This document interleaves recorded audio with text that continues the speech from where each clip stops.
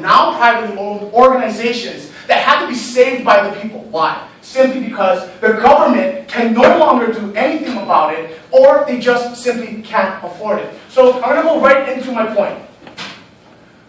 Drones are good. Simple.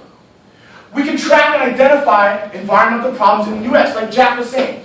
Animal populations and movement, hey, even for debate round 2, what a great point for the tracking and saving of the endangered species and the application of a life sentence. Maybe if we can prove some justifiable data, then we can actually prosecute people around the globe and not just confine ourselves to the US. Secondly, I'd like to bring another point. Advanced real-time weather tracking. They tried to debunk it in some way, and I couldn't really understand it because the argument was going in so many different ways.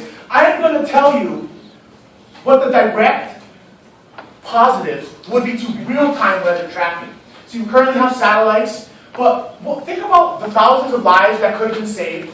Think about the millions and billions of dollars in damage that was done to the coastline in Hurricane Katrina. But what if we just had an unmanned drone out there, not subject to putting a human at risk? We are then able to survey, and we are then able to prevent, which is, I believe, a correct diagnosis and a correct way to solve problems. It's not solve a problem, put tape on it after it's broken. It's all in the prevention.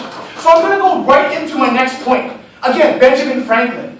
Think of what an aerial drone will do to our schools. Benjamin Franklin, he wouldn't have not said this, or he wouldn't advocate the growing technology so fast. However, I disagree. Innovation in science and technology, specifically aeronautics, think about the fuel-efficient planes we can have. Think about the unmanned, unharmful space voyages we can now do. Also, I'd like to think about the just overall not putting humans to subject to error when you're transporting people on the plane. Yes, big point. Couldn't all of these technological advancements already happen in the aeronautical industry, which is extended to the private sector? Yes.